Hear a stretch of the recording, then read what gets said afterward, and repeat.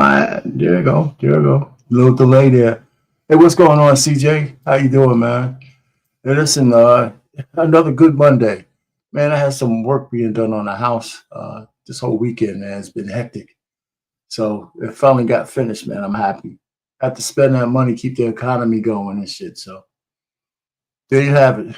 It's, some more money out of the coffers, but that's all right. The wife's happy. Well, happy Monday, everybody out there. Welcome to the Black Man Unfiltered Network, and we have another one for you. Uh, I guess you guys have heard where we're supposed to be as a black sub underculture, a subculture in the year 2053.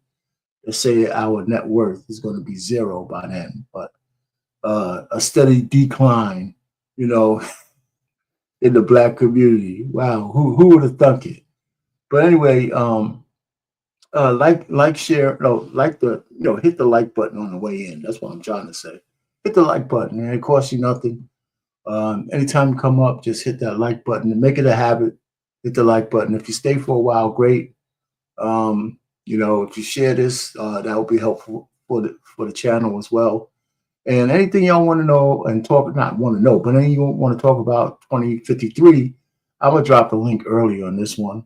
I'm not going to say I'm an expert at this, but it's kind of funny, The more you live, the more you feel like talking about different things and stuff. So, so we're going to talk about this. I was on This Might Be Risky, and I was asked about this myself. So I have a clip. Hemp clipped that up and put it out on his own. I didn't know he was going to do that, but I'm going to share that clip here in a little while. So the purpose of this show is to talk about, what can we do to stave off, the impending doom of 2053, where our net worth as a subculture in the United States is supposed to go to zero. Now, everybody doesn't agree with that. It sounds like a self-fulfilling prophecy to me. And some of the reports I've read and glossed over, I don't believe some of the conclusions that they've come up with. Primarily since it all seems to have this little victimization tint to the way they write these goddamn reports. So I'm not so sure that after we survived slavery, went through Jim Crow, and went through all kinds of bullshit just so we could go down to zero in the future. That shit doesn't make any sense to me, right? I think our survival instincts has shown that those kind of statistics, I think, are just part of the, hey, let's cause this big stir. Let's frighten everybody else to try to do what we want them to do. Because as far as I'm concerned, I think people are getting, well, I don't want to say people. There's portions of the black community that's getting more and more wealthy. A significant amount of us are living above the poverty line, which is not really great if you're close to it, even if you're above it, but you're still down close to it. There ain't no place you want to be. So I got a couple of clips. We're going to talk about it.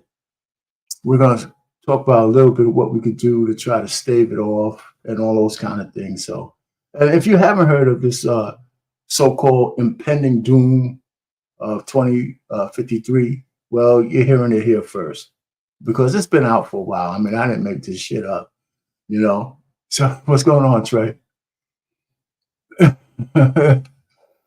Yeah, you know what? Well, yeah, Trey, what's going on, man? Just to get married is not going to be enough, because it seems like our marriages, for the most part, the way they're coming off, I don't think they're actually sharing anything in some of the newfangled marriages, right? The man works his ass off, and the woman is like eating bonbons and spending her own money on her own shit, right? But that might not be true, but it sounds like that's what the ladies want to do.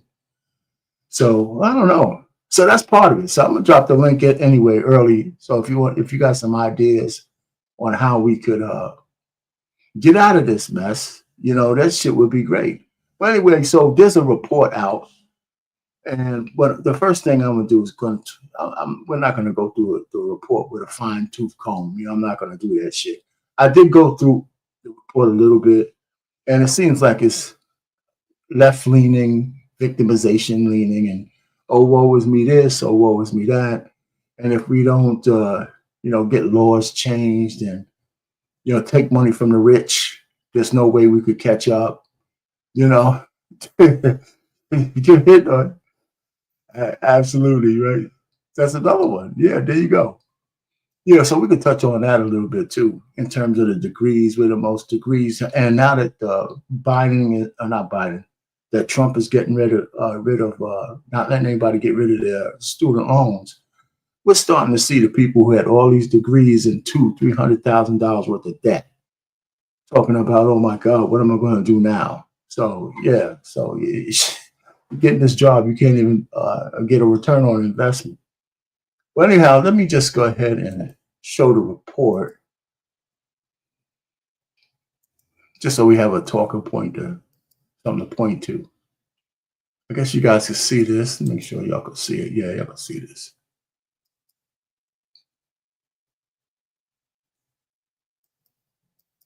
So this is the road to zero wealth. You know, it's the radical wealth divide. And this is by the Institute for Policy Studies. And actually, you can get the PDF right off of, the internet. Google, just Google it. And if you like reading these kind of things, it's readily available for you to review. So here's the authors. Of course, a couple of black guys, a couple of white guys, telling us how, if we don't have some kind of stork come down and save the black community, you guys are going to be in up shit's creek. These guys, they feel like liberals to me. All right, so here's some acknowledgments. So there was a couple of things I wanted to see in this, because I don't agree with some of their conclusions, and primarily because one of the sections they talked about.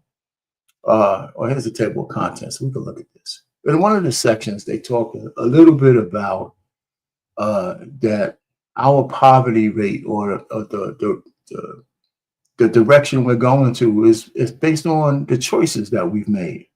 And then these guys went on to try to poo-poo that as a real reason by offering up some other bullshit. I said, yeah, it's the number one reason why we're not further along economically, financially, is because of self-inflicted bullshit. And everything else, this whole goddamn report probably could just be on stop fucking up the bag. Right? If I was to do a companion report, it'd be like, stop fucking up the bag. And the fact that, you don't have the same generational wealth, or I hate that term too, you don't have the same advantages of a person who came here as a white person and had around 4 or 5 generations ahead of you, leaving property and that kind of stuff. It's something you can't do anything about. That doesn't mean you shouldn't start where you are and create a legacy for your family 3 or 4 or 5 generations down. That's what you're supposed to do. And so anyway, man, people somehow rather cry in their spilt milk, or try to get what quote unquote reparations that's never going to come. Never going to come. And if you think your Democrat buddies are going to save you, it's a lie. Since 1960, the Democrats have had all seats of power at least 4 times, 5 times. Their reparations never got to the fucking floor of the House or the Senate. So they're not going to do anything for you. Even when they're in power, it's bullshit. So generation, wealth, building wealth starts with you. Starts with what you do with your money, how you learn how to invest it, the moves you make, the moves you don't make, right? That stupid ass Birkin bag, that $2,000 could be put to better use, that kind of stuff. Especially now that we know it costs like 5 cents to make. Anyway, so here's the table of contents. So they got key finding. We're not going to go with it. That's why I'm sticking on this table of contents. If you want to go read this report, as far as reports go, it's organized. They got a lot of charts and graphs and all kinds of stuff to help you with the woe is meism, on how blacks and Latinos are really underclass because of the white man, got a head start. Oh, okay. Yes, they did. So anyway, there's a couple of slides I would have shown this one because I don't agree with it. And maybe I'm reading them wrong. Right, so what's the slide? This one, medium household wealth, right? This is the one I wanted to look at. I see you talking over here. Yeah, we've been here for 160 years, man. I tell you this. Listen, this medium household wealth. Now, one of the things these guys did, and I completely don't agree with, they talk about durable goods and without durable goods. So they compare blacks, Latinos, and whites. So when they talk about durable goods, they're talking about money, cars, couches, furniture, and this. And so you can see how without those valued durable goods, you go from blue to red, right? But when they talk about durable goods for whites, they include them owning a home, right? So it's like as if blacks and Latinos don't have any homes that should be weighed in to this factor. So they're making this shit look more drastic than it really is. So when you see that without durable goods, blacks is at 1.7K, Latinos at 2K, and whites at 116. Well, you got to look through the fine print where they say, yeah, oh yeah, we included a home with the whites as a durable good, but we don't have that as with the blacks and Latinos. So that's why the numbers are so drastically different. So I said, well, shit, you got to compare apples to apples, and even if the without durable goods or with durable goods for blacks is still a whole lot less. It wouldn't, you wouldn't be, it's like you're lying to people because you're not comparing the same fucking metric. So, then they had this thing in green, right? They said, well, like I said before, they said some will argue that the racial wealth divide stems from the choices that the individuals make and what the communities make. Yes. The answer is yes. All the rest of this is just kind of fucking bullshit, man. They go on to say, well, no, here's the reason why that's not necessarily true. This is something that goes against the argument. That a white high school dropout has better wealth than a black or Latino college graduate. That's fucking bullshit. That's absolute bullshit. I mean, where did he get that shit from, man?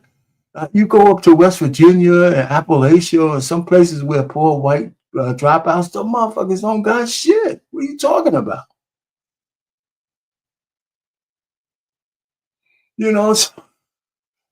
So when you read this report, you got to take some of the stuff these guys say with a grain of salt. I said, man, stop it. And the report looks nice. It absolutely looks nice. Man, shit. Yeah. Yeah. Yeah. Exactly. I had so much trouble with this. I said, what the fuck are you guys talking about? And so, they wrote a whole report. It looks all good and glossy and shit. And anyway, man, so, just getting back to the big picture. And that's probably where the conversations could come in. Did you ask, does anybody actually believe that our net worth is going to go down to zero? Or is it even really declining the way they're saying it is? They got some charts on that how it's going down, but at the same time, we're making more black millionaires, every single year. Every single year. It's not like it's never going to be like the white folks, I guess, but are we putting 20, 30 for every black millionaire we make? How many guys go into poverty to offset that? Well, maybe, there's a lot more blacks maybe going on the other side of the poverty line. But does it bring the whole median down to zero? I'm not so sure. Now, the fact that we are not getting married, and even when we do, they don't last long, and the money is not being shared in one pot, and people we're into commercialism, we'd rather buy a worthless gold chain that around the neck is a man or a woman is gonna just go on frivolous trips and things of that nature, or getting student loan debt that they can never repay, and that kind of stuff. So it's the what we do with the money we have. It's not like we don't have money. I know in Chicago they had this Black Business Day. Okay, I mean, and they had pictures of it. I don't think I saw one white person besides the news reporters supporting that thing. Because just by definition, what the fuck is a black business, a blackout? Whatever they call it like a blackout, blacks only. Can you imagine a white saying a white only business day? So in a matter of principle, if I was a white person or Latino or Chinese person, I wouldn't go just because you named it a fucking black day. That's how we can't even market shit right.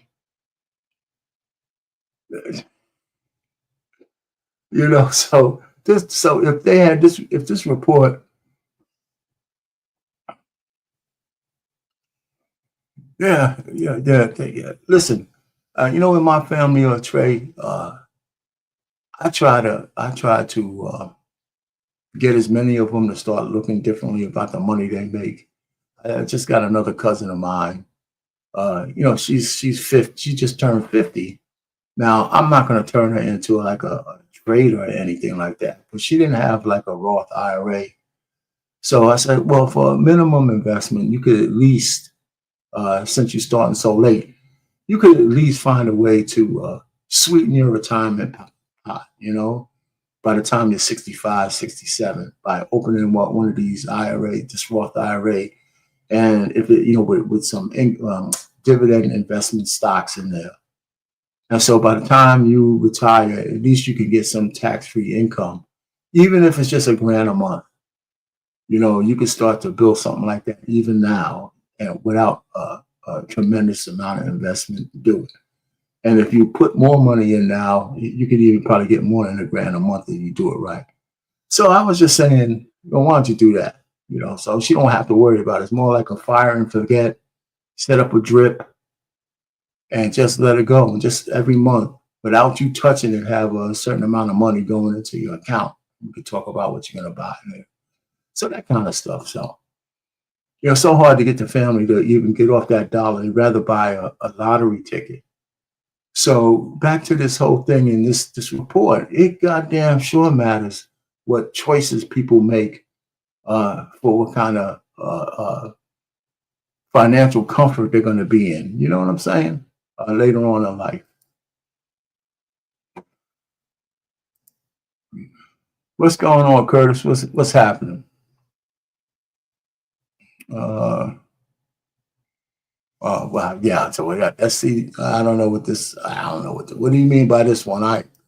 Forgive my ignorance. SCHD. I should probably know this. Or Altria. Altria sounds like a country. I should know it, Curtis, but I don't. Oh, it's just not clicking with me right now.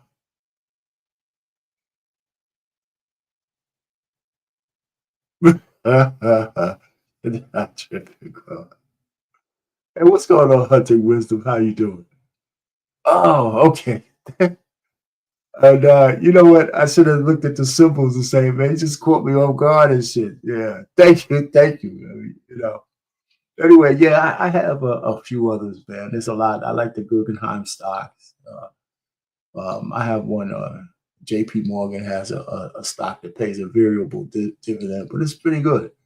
And I have a couple of one oil futures. There's a ETN, which is volatile, but they pay a good dividend every month.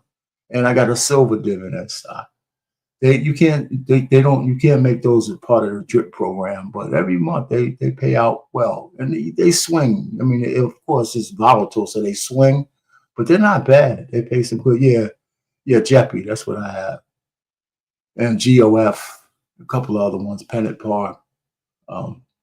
There's a few other. There's a whole lot. I mean, shit, man, it's countless amount of different ones. But anyway, but those just one aspect. Some simple things we could do by changing habits and stop looking in the past. We're never going to catch the whiteys in terms of the wealth that they pass from one generation down to the other. It has nothing to do with each one of us deciding that we're going to change the fortunes of our family, even as little by little. You know, it doesn't have, you don't, you know, for me to my daughters or my grandfather left me an inheritance. It was like 40, it was like 4 grand. But that was after he paid out all of his children, and he had 7 of them. Right? And he still was debt free enough to pass 4 grand down to each of his grandchildren. This is a black man, right? From back in the day, right? Born in early 1900s. You know what I'm saying? And, you know, and he was able to do that. So I think he just made a lot of good decisions. That's as simple as that. You know, so anyway, so this is the kind of, so the report, man, it was kind of, I was looking at it and I put it here for other people to go check it out. So, you know, it's just not me talking. And matter of fact, you know what? People should read shit like this from time to time. You may agree with some things, you may not agree with others, but that's okay. Let me go to this.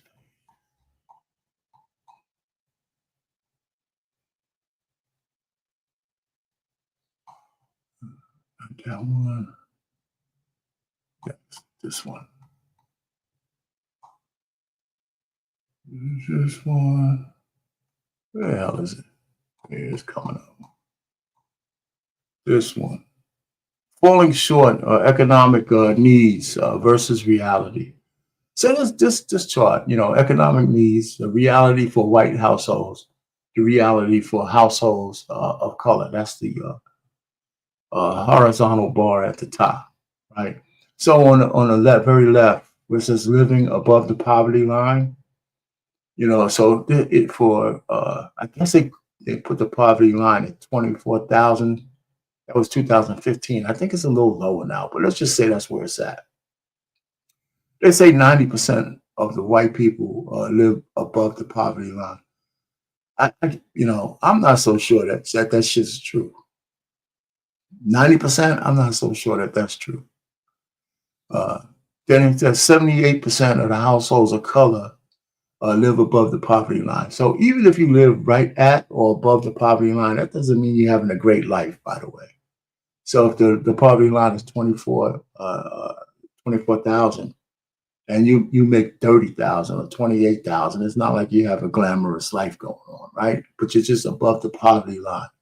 And I guess the poverty line kicks in a lot of different government things that you could get help with. You probably could get help at $30,000, not to mention the tax differentials and stuff. But they have Asians at 87%. I'd be surprised if Asians at 87% is less than white people. You know, in America, I believe that Asians in America probably live above, in percentage-wise, above white people. You know, I mean, white people are hurting. You know, so I would challenge that statistic. 75% of blacks, blah blah blah. The next one on the left, basic emergency savings. Well, this one, I don't think, you know, they said 28% of, you know, you need $6,000. You probably need more than that, really, especially today. It's probably more like $12,000. Well, anyway, 28% of white households can come up with that. 51% of households of color, liquid asset. I'm trying to look at this number.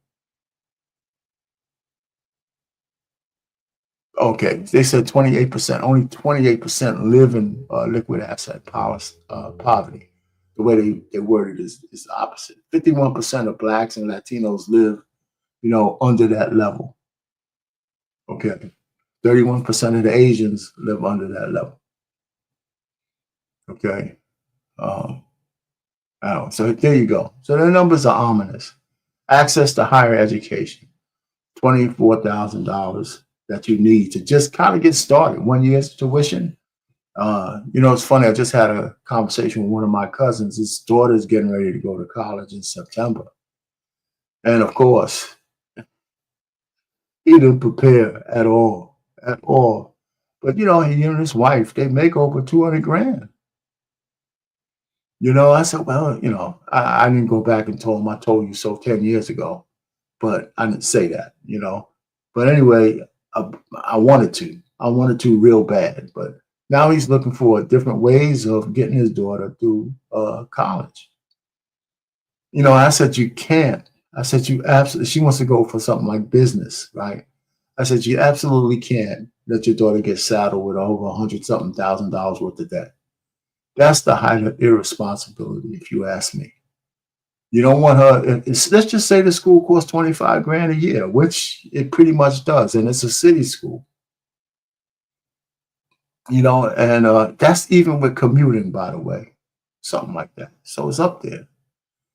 And so I says, listen, no matter what you do, I don't care what you do, you can't have your kid come out of college with 100 something thousand dollars of debt. It'd be better that she don't go to school and finding something else to make money with. So I said, and if you better have a good handle on what the hell she's going to take in school, because you're going to have something that could pay that loan back if she ever went that high. So I suggested to him that if there's a loan that needs to get taken out, you guys take a loan out on your property. And you and your wife with assets already, you'll pay that shit back to get her through school and let the burden be on you. That could be bad advice, but I said, shit, I said, man, because I said, what's going on out there? People are defaulting on their loans and all that kind of stuff. So you can't have your girl set out new life after college with that kind of debt. I said, and if she ain't getting married after school, she's got to move back in with y'all. Period. No questions. Just move your ass back in and stack some bread. That kind of stuff. So anyway, so there's definitely some things we could do as Black people other than just, be a slave to these goddamn statistics. Right? Black men are not going to college the way we used to. And I was going to look that shit up and I didn't. But I was going to look up how many Black men are foregoing college but getting trades. I would imagine if we looked at the numbers, that more and more men, not just Black men, but men are foregoing higher education in these institutions for certificates in HVAC or electricians or plumbing or auto mechanics, things that you could use that are always going to be needed, out there in the real world, that you could make money on and could start a business, without worrying about working behind a desk, hoping, you're not going to get laid off next week and then be saddled with $100,000 worth of debt. Everybody can't be an engineer. Everybody can't be a doctor or a lawyer, and pretty much, those are the professions that give you some kind of return on your investment if you're going to borrow money. I think men are more practical. Women, they say they're the most educated. The truth of the matter is you're the most enrolled, because a lot of women are going back to school, continuing to take 6, 7, 8 credits a year, even if they don't have to, just so they could avoid paying back their loans. So they're going to be saddled with debt, accruing interest on that debt for the rest of their goddamn lives until some fucking idiot comes and marries them. And then now that debt is his. That's probably second to only being a stepdaddy, I guess. Right? Taking on somebody's debt who can't pay it back. And probably, some guys probably won't even ask the woman how much debt she's in before you ask her to marry. That's how stupid some guys are. Right? So there you go.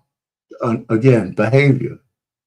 She said, I got a PhD. Yeah, a PhD you still owe $200,000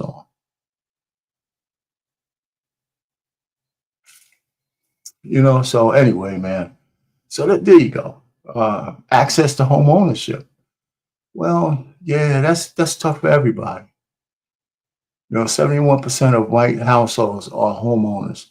Well, a lot of them get the ones who keep those homes from their parents. Back in the baby boomer days, just about all my aunts and my uncles and father, everybody was a homeowner, some kind of homeowner. I remember when my cousins' family, we used to live in the project. When they moved out of the projects, they bought a home in Long Island, in Queens. That home is worth over $1 million now. Neighborhood's still pretty nice. We did a similar thing in the Bronx. A couple of my aunts got together. We lived in the Bronx. I moved in with them. Unfortunately, when it was 1965, we moved to the Bronx. Fruit trees, and it was just beautiful, man. But worst came to worst, we finally had to sell the place, unfortunately, because we couldn't get enough cousins together to take it over. Nobody wanted to do it. And I think in the year 2013 or something like that, we sold in 2013, 2014. And of course, so a lot of that money came to us in the family. But the point really is we probably should have kept it. Probably should have kept the place and figured out how we were going to manage it. So, like I told my daughters with the house that I have now, I said, listen, never sell it. Never sell it. We live in a decent neighborhood. Properties go up every year. Value. So never sell it. Figure it out something. Especially if neither one of you get married, move your asses back in here. Fix it up any way you want, but move back in here and just keep it. At least you'll have each other. Oh, I hope that's not the fate for them, but uh, I can't control that. Affordable rental housing, and just on and on. So this chart is a good chart to look at. We could probably dispute some of the numbers, stuff like that. And if I'm not responding to some of the chat, I'm just looking at the chart so I can read it. It's a big thing. But this, like I said, I don't want to really shit on the report because they actually put some work into this fucking thing, and so that's cool. They put some work into it, and but I don't agree with everything that's in it. But and nobody should. But there is some information useful in it to have. So anyway,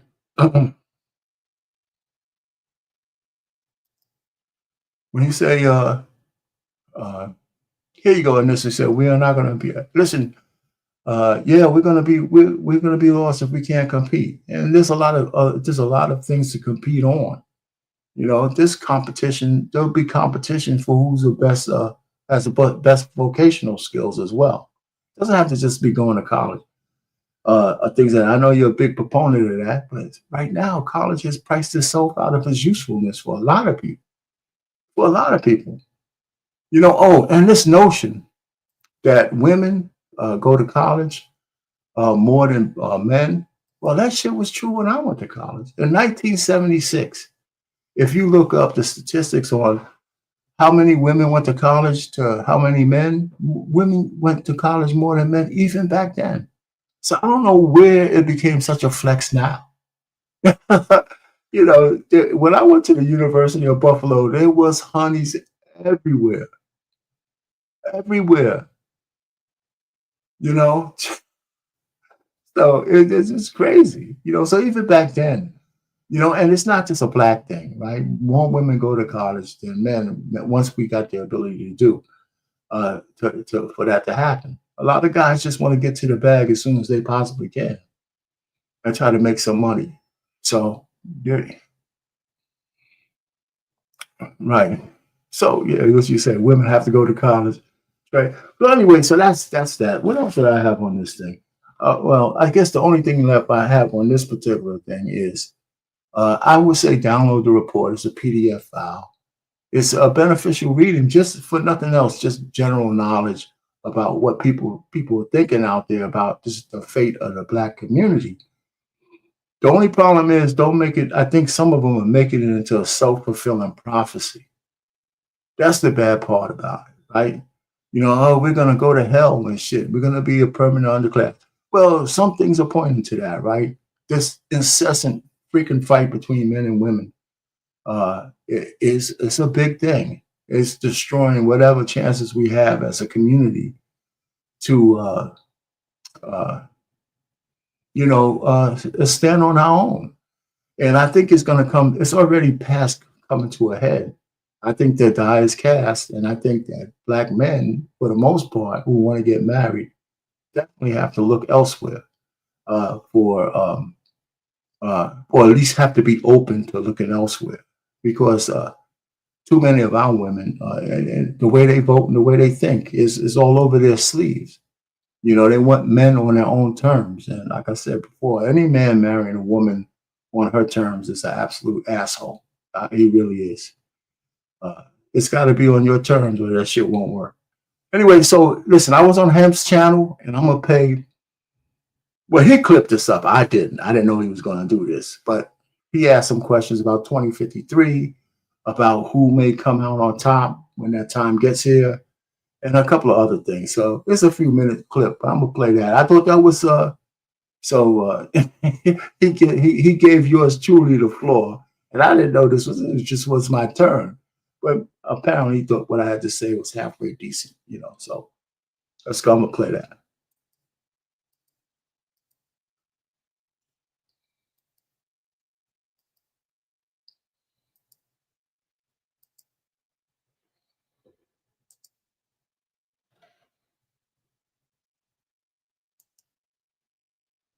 So I mean, whatever the next topic is, I can jump on that one. Well, so this one, right? Jump on it is crazy, but I ain't gonna tell nobody else. So,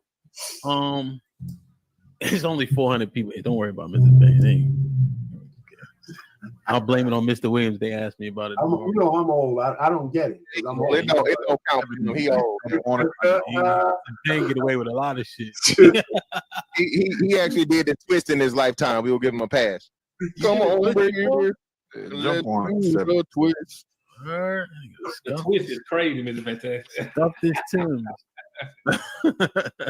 So, Mr. Payne, the point that we were on was essentially what Mr. Fantastic was talking about, and for the long and short of it, pause, is the conduct of the women as we see our marriage rates decline, but black men's rates are increasing,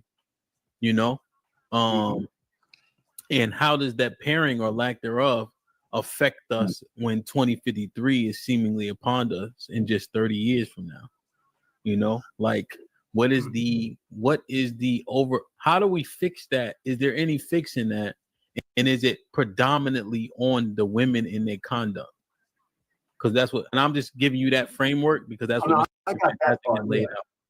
That was part of my question when I asked the demographic. I think black men will surprise everybody again. I think when 2053, no matter what this shit looks like right now, women are going to be hurting the most. Black women are going to be hurting the most, the absolute most.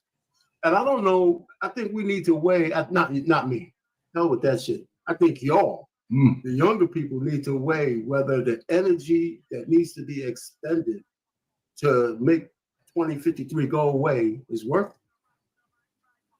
Or we should just go in a different direction and come up with another metric that makes more sense. Damn. Because how much energy do you guys want to spend? I'm starting to say it this way. How much? Because I'm already done. How much energy do you guys want us to keep expending, saying the same shit till fucking women don't want to hear y'all? I just don't know. I mean, so I'm not able to make any judgment on because I'm out of the game, right? So the only thing I can offer is I got two beautiful daughters that at least old enough, old school, because I'm their father. That there's still good women out there, but man, with the way the women are talking now, man, forget it. I mean, so I think people are black men are knocking their heads up against the wall. Look at the Ellis Ross bullshit, right? She called it, I'm going to be real quick. She called the man. I got to change your name. Hold on, Mr. Payne. They got you. I'm going to have to change your name to Omar. The ladies need to duck with Mr. Pink. Mr. Pink. Damn. I'm just saying, I don't envy you young guys, man, if you ain't married. I don't. Because he's telling some demon time shit, man. Jesus. Because listen, the only thing I'm saying is she called men of her ilk toxic only because when a man gets to that level, he's not taking no bullshit from a lady. Right? If you want to be under his covenant, the umbrella he has is going to be wide, and that's still not good enough for us. She still wants to be free to do what the fuck she wants to do, even with a high quality man. And that don't make no sense, right? Because that's not how men operate. If you're a regular man, a woman has to fit under your covering, right? That's why I tell young guys, listen, if you marry a woman on her terms, you're an asshole. A woman has to marry you on your terms, or that shit don't work. That shit don't work. You know what I mean? I'm not saying you don't compromise and talk all that shit. The woman has to accept your terms. Because if you accept terms, you're lost. So I'm gonna just learn it there. So I don't know how y'all fix it. I don't know how the young guys fix it. And I'm not even gonna offer, well, I do have an offering up. Right? So it seems like men want to get married more than women. But a lot of men don't want to get married either, but for different reasons, because divorce kills us, right? So I'm saying if you have a lady you like and she likes you, but y'all don't want the state to get in your business, why don't you just write up a paternity agreement? Because if you're going to fuck, you're going to get her pregnant at some point. So have a paternity, this is in a litigious society, write up some kind of paternity agreement. If you get pregnant, this is what I do, this is what you do, this is how we're going to take care of the kid. Is, you know, all I mean, however you fast, get lawyers involved, and something you could both agree with that keeps you out of a child support court, and make sure she feels safe enough that you're going to take care of your side of it, and all that kind of shit. These are just things you can negotiate, you know, and whether you'll stay together or not, you got something written and signed and lawyered up to say this is how we're going to take care of the kids that we made, as opposed to getting married. I mean, these are some things I think people need to start thinking about in a new dynamic. And this is all because fucking women want to have their cake and eat it too. They want traditional men, but they don't want to be traditional women. Yeah, that was the end of it. Anyway, so listen, I mean, that was just a clip that he came up with, but that was one of my better rants. You know what I'm saying? You know, but it's true. I mean, we had a conversation about that. It was a good show for him anyway. So all I'm just trying to say is it's inevitable. I think we're already at a certain 2053 point already in our community. There's no going backwards for any of us, Trey. I saw you said there's no women ain't going backwards. I think men now have understood that we've acquiesced so much to women that we started to go so far outside of our nature. We can't even men stop recognizing themselves. You know, we bought into some of these tropes that, you know, just being masculine somehow is toxic. You know, every so often you need to tell your woman, just shut the fuck up. You know, you talk too much on certain things, right? Or give me some space. You know, I don't need to share every goddamn thing I'm thinking about with you. You know, all that kind of stuff. I mean, you know, so just because women are brand new, because they got technology and people could reach out and touch them, doesn't mean that we need to get out of nature just to have one. And I think that's the mistake. And too many, I was on Half Show again. We had two young guys on there.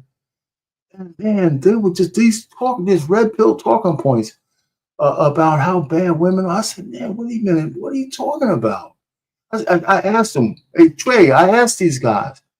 They're not bad looking dudes, right? Neither one of them. I said, listen, do you guys have a girlfriend? Do you have any girlfriends at all? Are you guys sitting here on this panel saying that you don't have at least one woman who's sweet on you? Not one? Get the fuck out of here, man. As ugly as I was, I still had at least a girlfriend. Right? I said, if you have a woman who's sweet on you, then yeah, and you're sweet on her, then what's the issue? Talk to the fucking chick, man. Find out I don't know, man. The complaints are just, I said, what does it have to do with the outside world if you got a couple of girls who like you and you like them back? Man, yeah, but people don't like each other now. Trey, you don't got a girl that likes you. I mean, I don't see how that has anything to do with anything. I mean, in 2025, men and women don't like each other at all. That's the only point I'm trying to make. It's none of all this other newfangled shit. Because we have computers and social media, women don't like men, men don't like women. What does the 70s have to do with that? I have, that's the, shit. That shit just can't be true. Yeah, so that's what I'm saying. I think people are overthinking this shit, man. When a woman who likes a man, doesn't matter what age it's in. So anyway, maybe the negotiations are different. Maybe I'll grant you that. But anyway, so I mean, so this whole, I don't know if there's any fix in 2053 if you believe in that premise of zero. If you believe in that premise that we're going to zero, I don't think I really believe that. I just don't think. I mean, I know it's like I guess a metaphorical, rhetorical number that they're coming up with because we're supposed to just be declining in net worth, but are we really, really declining, or are they measuring certain things wrong, or are they not taking certain things into account? What's going on, Trey? I finally got you up here, man. Shit. All right, what's happening, man? What's good? Not much. What's good? What's going on? Oh, so you've heard this notion about 2053 before, right? Or no? I think it's a bunch of BS. Okay. Personally, this is just my personal point. This is my logical brain working that the Black community, whether it be men or women, have increased, whether it be net worth or salary, consistently, right? We have more millionaires than we've ever had. We got more property owners than we've ever had. I don't necessarily see that trend changing. And I told you guys about a year ago, so in 2024, I read an article out of Forbes that said that the largest group of the newest investors in the stock market were Black men. So I don't really believe this. I don't believe that by 2053 our net worth is going to be, zero. I think oftentimes what happens is, these are projections, and that's fine. There was this the same projection that they did to say that 50% of women are going to be childless and single or whatever they say. It's just a projection. With I'll be around, I'm sure, to find out whether or not. But I'll be in my six. Let's see, it's 2025 now. Yeah. It's 25. That's 28 years from now. So 28 years from now, I'll be 68 by the time that comes around. Yeah, so you'll be able to say that this is bullshit. I don't believe it. Yeah, I don't believe it. I don't believe it. I don't see Black people losing. I don't see us regressing and going backwards as far as making money is concerned. I just don't see that happening. Go ahead.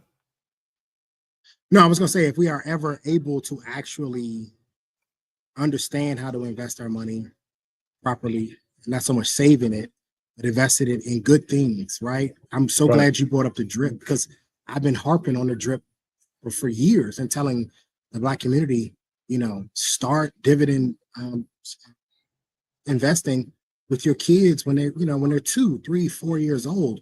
You can open up custodial accounts for your children when they're that young, you know what I mean? And start investing in dividend stocks, and that way they can get paid out, you know what I mean? When they're 40, 50 years old, they have steady income coming in from these stocks. But most times it falls on deaf ears. But I don't agree with that. I don't think we're going back.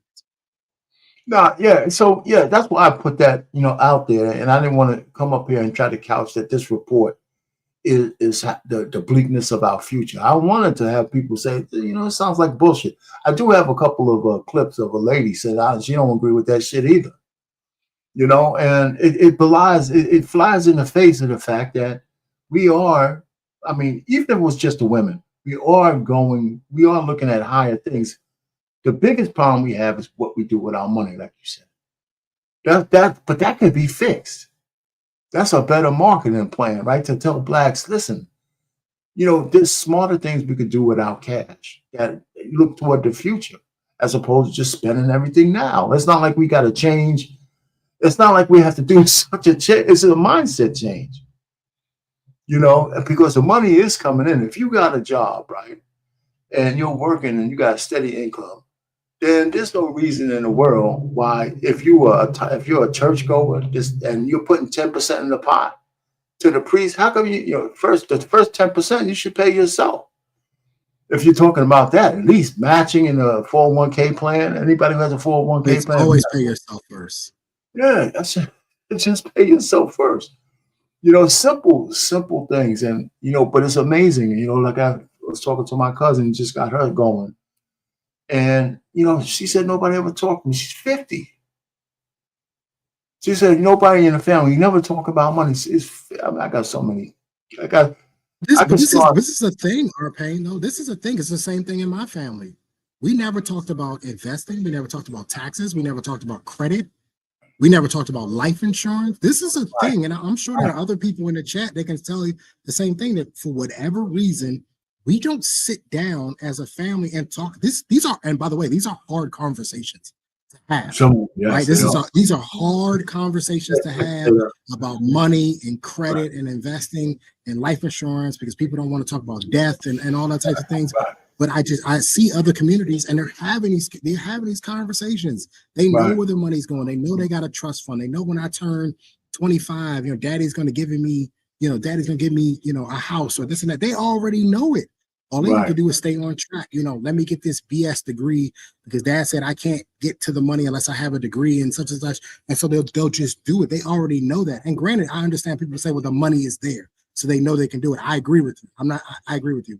Yes, we understand that other communities have had a head start over us. But I'll be damned if we haven't, like you said earlier, Payne, we've shot ourselves in the foot so many times from trying to, that sort of keeping up with the Joneses sort of mentality. We put our money into things, frivolous things. I call them nigga trinkets, like stuff that it can't.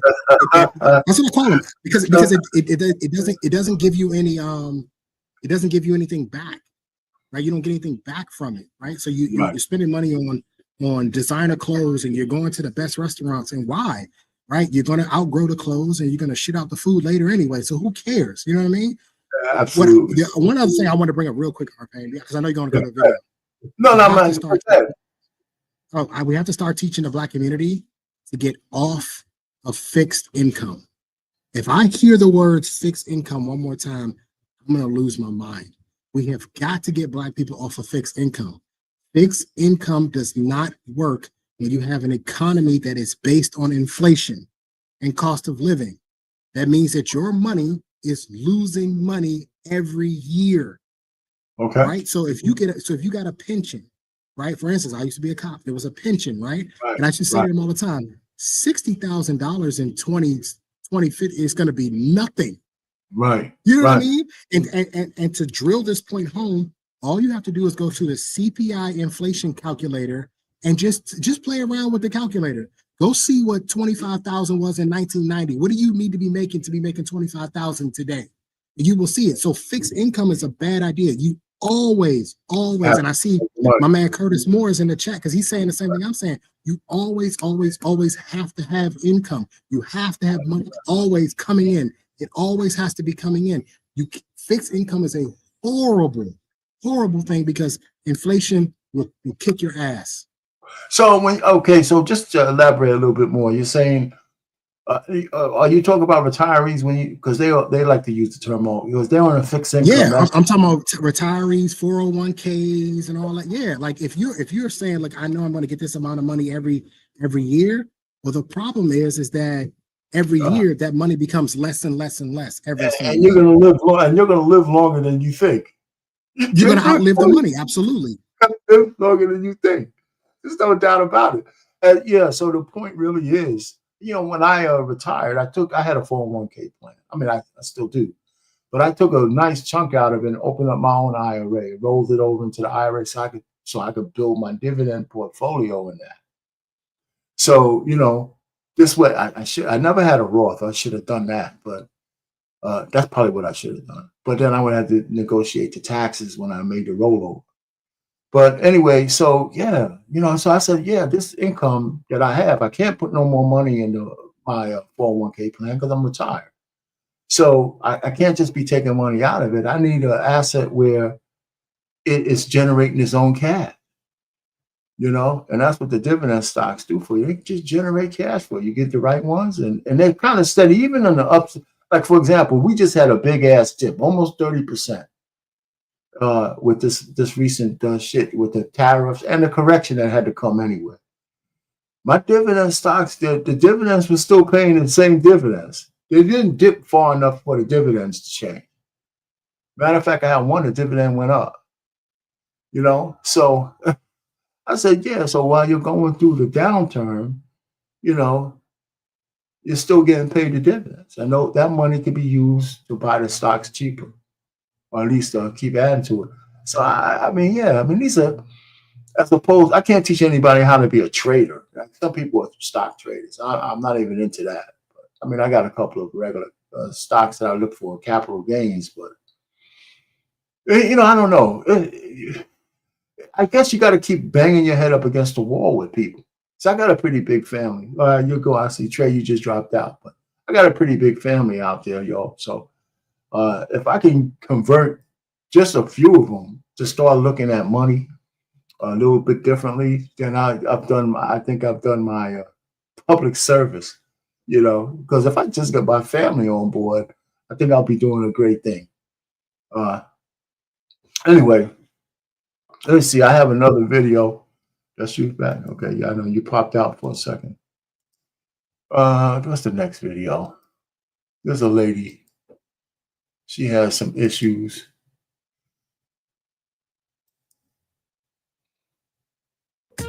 They said our wealth was going to be at zero in 2053. I don't believe.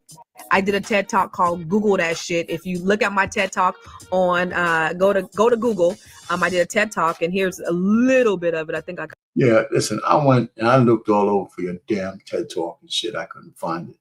You know, you should have it linked to some of your, not just Google. It should be linked somewhere.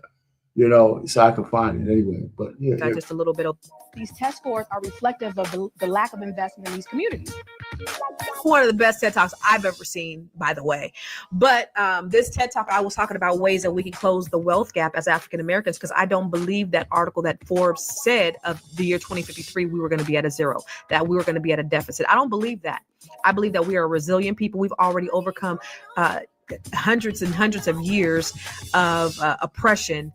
And we've been able to get as far as we have with people literally trying to stop us from getting there.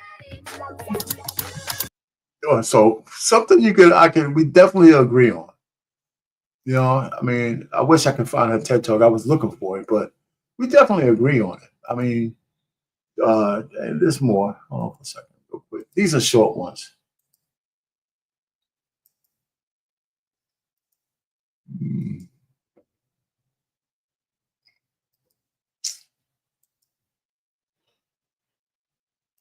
Black people have a median net worth of $0. Our wealth since 2013. In 2013, our net worth fell below that of Hispanic families, and it has been on a decline ever since. There's a direct parallel to how we're showing up in STEM fields. We are choosing majors that when we do, what's happening is we're running away from math, because when you get to college, you can say, this is what I want to major in. You don't have to follow a set curriculum, right? So they're choosing majors where they don't have to take a lot of math. And in running away from the math, they're running towards poverty. Because you can choose engineering or you can choose psychology. All right. So again, yeah, Trey, let me ask you that. What do you think she got a point about the math? Yes, because I know because of the stock class that I teach to the young boys. And they struggle. Stocks is about counting and numbers and percentages and division and multiplication, right? You have to be able to do math. You have to be able to do it quickly, right? So if I tell so yeah, I believe her. Listen, the statistics are showing that young Black boys are struggling with literacy. You know what I mean?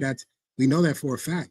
And so yeah, I could see Black high school, high schoolers avoiding degrees that would encourage math. I could see that. Yeah, I believe her. I believe it's true because of what I've seen. I agree. That's why I thought that one was a short clip, but then she brought up See, all these little points, when you look at these different clips, you take a nugget away that makes sense. So that makes sense. Like the first lady, I agree with her. I think some people are saying this for their own benefit, that we're going to be down to zero so they could try to manipulate us the way they want to manipulate our thinking. So I don't believe that with all the shit that we've overcome, I don't think we're going to get that bad, at least financially. With the math thing, yeah, there's a point there, because people, when I was in college, people were avoiding those classes that they had to do a lot of math. I remember that.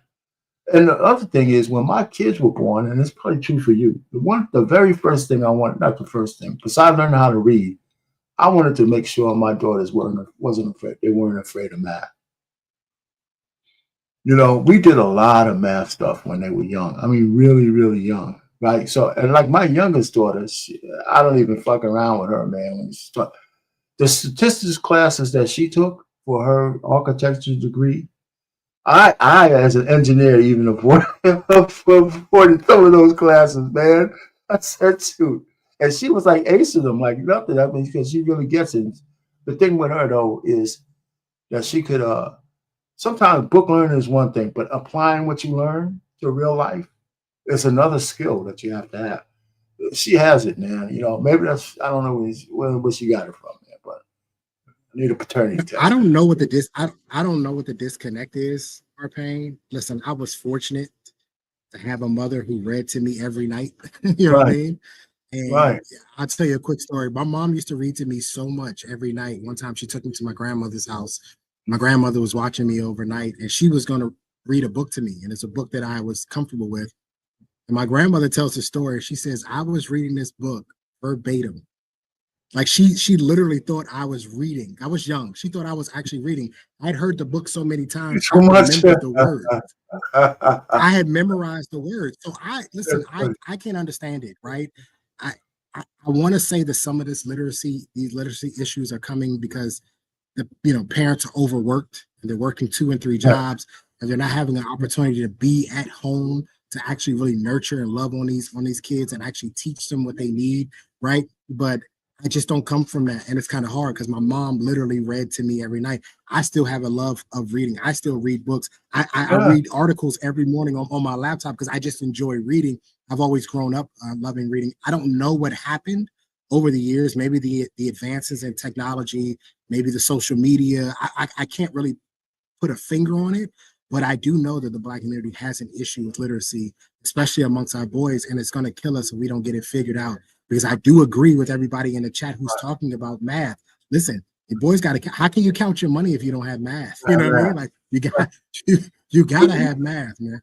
You made a point though about people coming home tired, right? With the women and men both working their asses off. I found out, because my wife doesn't have a real strenuous job, but she still goes out and works at the church, right? Comes home. And I realized that when she came home, and I'm not really like this. I don't say anything to her until she like sits down, unwinds, takes the shoes off, chill out like they say men used to do, go to your little cave. It turns out that women have to have a cave too after a hard day of work. It turns out it's not that much different. I saw that, I said, "Oh, you need to go into your woman cave and shit. You want me to leave you alone when you come in?" And shit? Yeah, she needs her she shed. I think they call it a she shed. She shed. Yeah, it's funny. And honestly, I think that's what it is, man. These parents are working. The economy is tough, and these parents got to work. And I think oftentimes, and that's what I say when I hear women say, "Well, I can do it all. I can be a CEO, and I can be a mother, and I can be a wife." I'm like, you can't, baby. It just doesn't work that way. You can't. Something's going to fail. Something's going to fail. You just can't do it that way. And so when I see these parents that are working, they're working hard. Dad's working an extra. I used to work with guys that were working extra 4 hours, extra 6 hours after work. Something's going to fail, and unfortunately, it's looking like the literacy of our kids is what's failing the most. Right. So here's a question here that Hunting Wisdom. Thanks for the $10 super chat. Channel really appreciates that. Would you all recommend paying off debt or investing first? You want to take that one? I always think it's a little combination. Good. Huh? Pay that debt. Listen. I am a firm believer of not having any debt. I don't have any debt. I'm happy that I have any debt. I haven't had any debt in a long time. I was in a relationship with a woman who had over $80,000 worth of debt, and I didn't even know she had it. Okay. If you're asking me my advice, Alicia, I would tell you always pay your debt off first. Get it out the way. And then once it is paid off, you need to create structures within your finances to make sure you don't put yourself back into the debt. Right? Get out of the debt.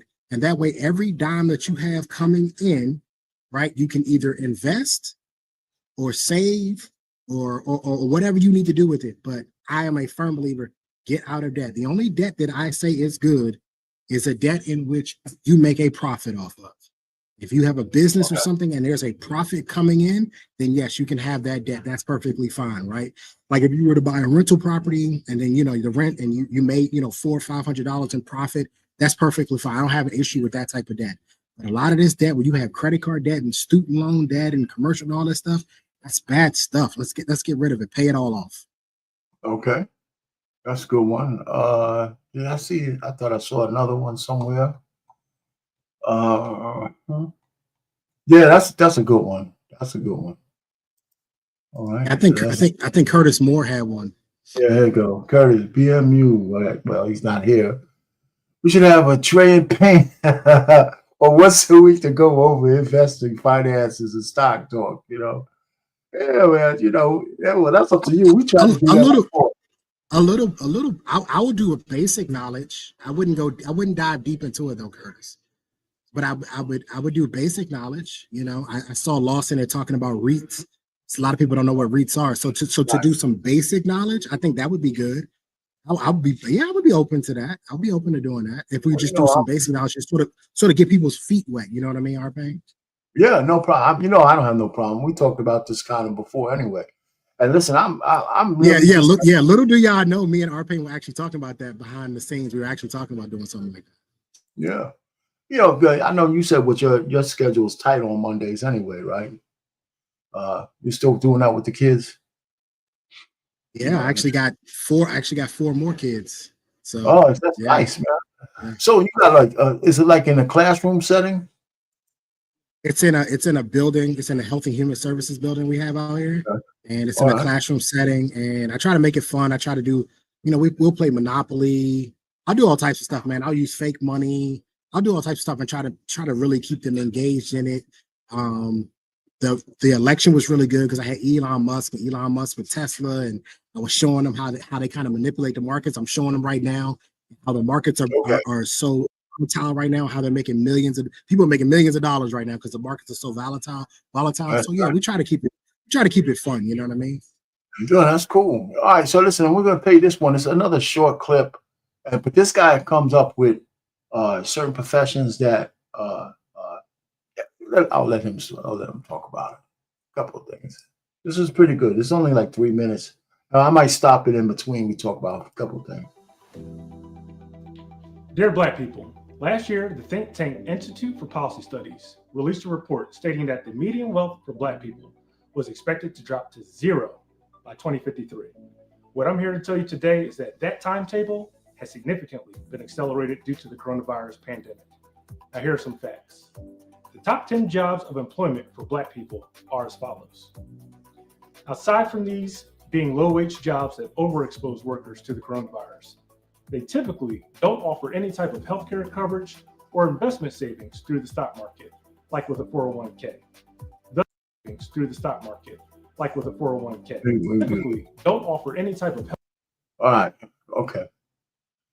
So, first of all, he's correct, right? These are like, I guess, people-facing jobs, right, where you have to interface with the public. There's a couple of things here that not just that these jobs are lower level. These are jobs that new immigrants and people who come in are going to also compete for. And that's why in the last 4 years, when Biden flooded the neighborhoods with, whether people are illegal or not, they're starting to compete with this job. And I think a lot of Hispanics have a natural advantage because they're bilingual, right? And especially in these kind of areas, in these kind of neighborhoods, being able to speak 2 languages is another reason that will displace people who only can speak one, like most Black people. I don't know. You ever thought about that part of it? Yeah, yeah. Not only that, but there's also a willingness to accept the positions too. True. And maybe even the disposition for these kind of positions, right? You got to have if you're in these kind of your front facing kind of jobs, you got to have a halfway decent disposition as well. If you were to ask, majority of Black folk, even those who are living below the poverty line, if they were willing to be a janitor or a cleaner, you're probably not going to get a good answer. You're not going to get the answer you were looking for. It's I'm serious. It's almost as if that's like a last resort. But I worked at Macy's. When I got out of the military, before I got my job at the golf course, before I became a cop. I didn't have a job. I was out of the military. They had a seasonal position at Macy's. Guess what your boy was in the back doing? I was stocking. You know what I mean? Like it wasn't above me to do it. You know what I mean? So, it is what it is. Yeah, I hear you. Make a little bit of money. I mean, I worked in a police station. We worked in the South Bronx area. We used to put up barricades, give out lunches to the kids in the area. Do a lot of things like that. We had summer programs. We used to go clean up Flushing Meadow Park and different parks in the area, the big state parks. We used to clean those things up, get the big ass bags and just get the dirt and junk off the floor, graffiti, and that kind of stuff. It was something worth doing. Healthcare coverage or investment savings through the stock market, like with a 401k, thus condemning these workers to incur even more debt and less earning power to acquire assets, resulting in negative wealth accumulation. And to further compound this problem, over the next few years, we will also see an acceleration of companies beginning to roll out automated systems through robotics and artificial intelligence, further decimating the job market. So what can we do? Organize, plan, act. Look for a career in a field projected not to be impacted by automation and artificial intelligence. The healthcare profession is especially important, as we've seen in these recent weeks, because we will see more pandemics. Talking about displacement rate and percentage. Teacher workforce, creatives and arts management, designers, okay? But I'm trying to understand this chart. He's saying that negative, I don't know, I guess the percentage are in the circles here, right? In the future, and also we have an aging population that will demand more healthcare professionals. Yeah, that's true. Research and use debt reduction strategies such as the avalanche and snowball methods. Buy your first stock. Start an IRA. It's time to put down lottery tickets. It's time to purchase stocks. 35% less likely to invest in the stock market. Now it's no longer an option. It's imperative. Invest in the stock market because it's a proven vehicle to build wealth. And if funds are really tight, consider investing with a group of your friends or your immediate family. That sounds like a good idea.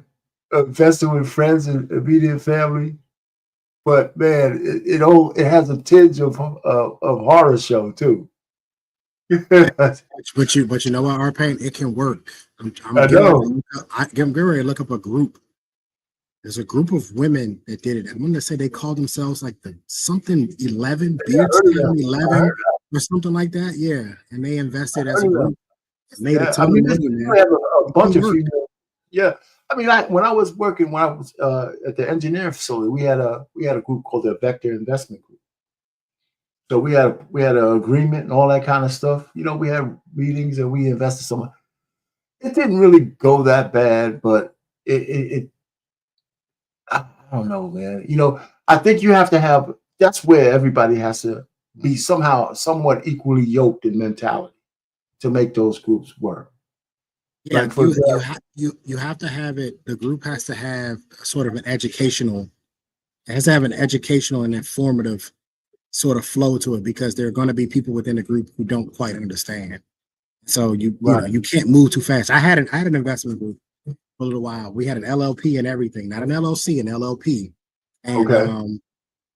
one thing that I realized very quickly was I got to teach my partners what it is that I'm doing. I know what I'm doing, but they don't know. They have no idea what I meant when I said I closed. I sold an option today, or I bought an option, or I closed the stock because it was above its 50-day moving average. They had no idea what the hell I was saying. So what I did was, there were a lot of times we had to actually make it more educational and more informative to sort of catch everybody up. Well, that's one part. The other part of it is, everybody's needs are different. They gotta understand what long-term investment might mean and stuff like that. Where people can't, if you need this money right away, you can't be a part of the group. Absolutely. That kind of, yeah. So and you have to explain delayed gratification too. Yes. So again, you don't have to be the same kind of people, but on certain things, y'all have to be like-minded. That's for sure, for those things to work, and grow. So, and then probably be good if everybody understands the piece that they might be responsible for, and come out to the meeting and say, okay, this is what I saw, and this is how this could work, and all that kind of stuff. But yeah, I don't want to act like I'm against it. I think I'd be more afraid with the family stuff than friends. But either one, both, you have to have people who really, really want this thing to work, because a couple of bad apples can ruin it everywhere, man. That's for sure. And I only say that because sometimes, I don't know, in our community, it seems like this is the kind of partnerships and camaraderie and I don't know, collectiveness that it seems like we have trouble with. You know what I'm saying? We got to do it though, RP. We have to find a way to work together. Yes. I'm in the DMV area, man. I just watched a press conference today. They're putting the commanders are coming back to DC. They're going to spend $3.7 billion on building out this stadium. And I was listening to the mayor talk about this. I was listening to the owner, the manager, the managing partner of the ownership group, and he was talking about how many people were invested in this. Like, it's not just, you would think it's just him. There's the investment group, and then there's Events DC. They're going to do the parking, and these people going to do this. And then the District of Columbia put in $500 million. It's like, the thought process is we need more people, basically. I don't know how else to say. We need more people. We need more people. And they got to be willing to get in it. But yeah, the commanders are going back to DC in 2030, $3.7 billion. But the whole point of that, me using that example, was it's so many hands in that pot to help build out that $3.7 billion. In order for our community to get where we want them to go financially, we all got to get into this pot. We all got to work together. Yeah, so I guess recruitment is a big thing with that, right? I mean, I think we have to somehow recruit. You got to go find the investors.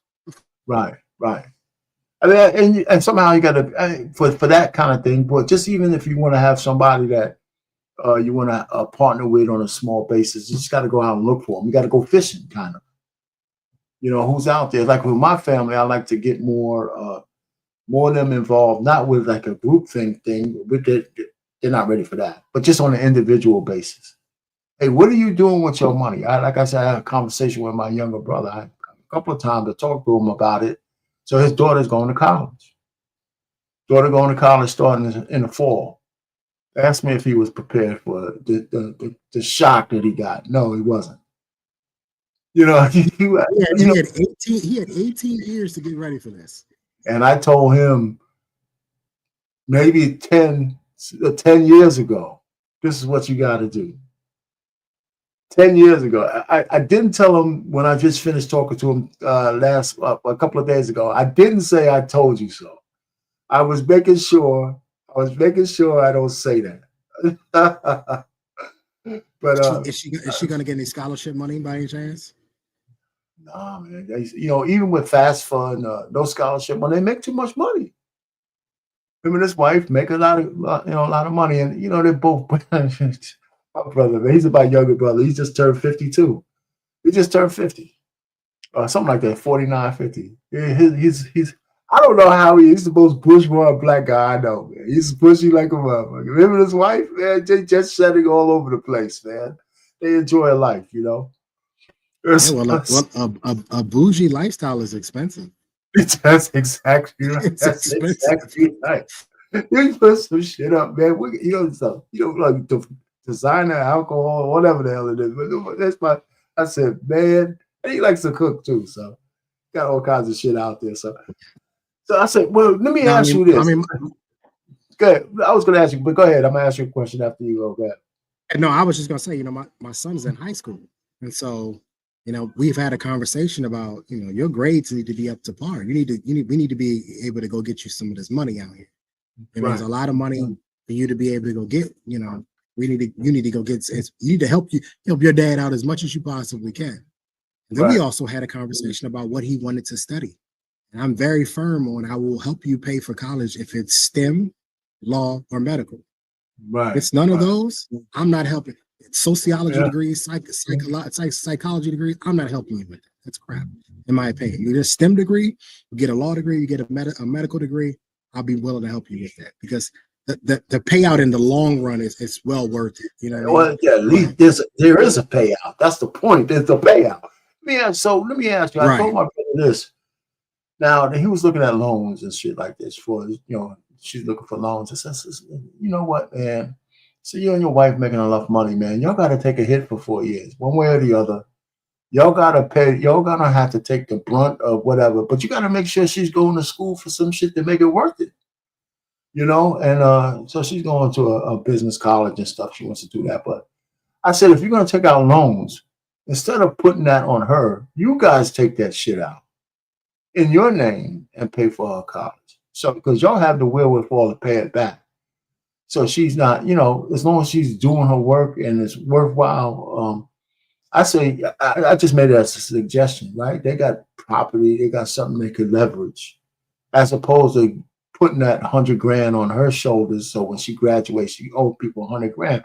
I just think it's something to think about, And I said, if she's not married, tell her to move her ass back in. What do you think about that suggestion?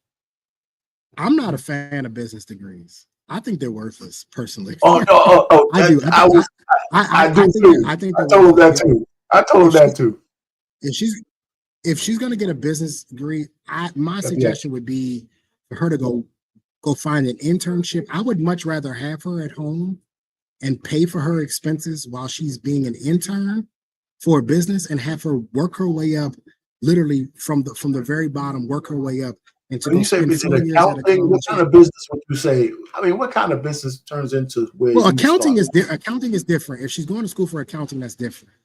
No, right? She's not. But I don't know if she is. That to me is math. I attribute accounting to math, so I would be fine with that. But if we're talking about like business development or business administration or something like that, no, go find a business, go to that business and say, I will work for free. They'll never turn on nobody to work for free. I will work for free if you can guarantee me a job in 12 months, 18 months. I would much rather pay for my daughter to stay at home, and I would feed her, clothe her while she does this internship. Eventually will turn into a paying position, and she can learn while she's on the job. She can build the connection, network while she's on the job, rather than her being at a college and accruing all this debt for a business degree. Doesn't make any sense to me. I'd much rather her go work for the business. Maybe you need to go clerk for a while. Go be a clerk in the office. Maybe you're the mail girl. I don't know what you are, but you're going to go work for them for free, and they ain't gonna turn you down. I'm sure these businesses got an internship program. Go work for them. And I'd much rather do it that way than for her to go accumulate $80,000-$90,000 in debt to get a business administration degree. That's silly. But he told me that. I said, listen, so what kind of job? I said, well, here's the problem she's going to get into. Even if she's at the top of her class, everybody's going to say you need 10 years of experience. You got the degree, but you don't got no experience, So, but that's not a bad suggestion. I think that's the first time with the degree, or even with the degree are paying, she's still gonna start at the bottom. No doubt about it. She'll be clerking anyway. She'll be a gopher. She's gonna be exactly. She's gonna be a paid intern for probably the first 2 years anyway. She's gonna be in coffee and donuts every morning. You know what, man? When I talk to him again, I'm gonna mention that shit, man. You know, that's a bold move. I mean, that would be a bold move. You know, that would be a bold move because that's not a typical move for people to do. It's not, but it's not a bad suggestion. I mean, you know, and the other part of this too, he let him think in his Rolodex, right? What connection do you have? Do you know somebody who owns a business? If she wants to get into business, there's the best way to learn how to run a business is to learn from somebody who runs a business. That's true. That's what I would do. I would put it. Listen, my daughter, can she come work for you for free? She'll work for free. Put her to work. Teach her debits and credits. Teach her how to do the accounting, right? Teach her how to, how to do a marketing display. Teach her how to run a business. If that's what she wants to do, she'll get a much better education by being up under, somebody who's running a legitimate business rather than sitting in a college. You know what I mean? I'm speaking purely just for a business degree. I am not talking about STEM stuff. I am not talking about law. I'm not talking about medical stuff, right? You got to go to school for this stuff. But some of these jobs, I'm like, why are you spending, $80,000 to go to college when it would be more beneficial for you to go intern for somebody? Yeah, definitely. Yeah, I remember that because when I talk to him again, because that's something that makes sense. That's and Anissa, I account accounting to math. So math is in STEM. So I don't have a problem with that. If they want to go get an accounting degree, by all means, go get an accounting degree. I don't think you can ever have enough accountants. I put that under business. That's what I thought. Is she going for accounting? And because at least you can do something with that. You can generate money if you're good at it. But it's funny. The Accountant 2 is coming out. It's in the movie theaters. Did you see The Accountant with Ben Affleck? I saw the first one. I'm not going to go to the movie. I'm not going to the movies to see the second one, but I liked the first one. It was pretty good. Go ahead. You didn't like it? I'm just not. He just don't. I'm not a fan. Oh, you don't like Ben Affleck? I'm not a big Ben Affleck fan. I love the premise of the movies. But yeah, that's what I'm talking. I'm really talking about the movie. I've only seen one movie that he was in that I was like, yo, this is dope, and that was The Town. Yes, The Town. They robbed Boston, the Boston Red Sox or whatever. I was like, yeah, that movie is dope. Yeah, but I've only seen one movie where I enjoyed him in. Because you know why? What's that? You know why? There's a part in there where I was like, yep, that would be me if I was a cop. When they pulled up on him, and the cop was sitting in the car, and he looked at him, and then he looked back away like, nah, I ain't see that. That would be me. I'd be like, nope, I'm not dealing with that. 4 dudes with guns just hop out of a truck. Yeah, I didn't see that. yeah, that's funny. That's funny as hell, man. Go do what you gotta do, man. Hey, man, what's going on? Hey, boss, man, what's happening, man?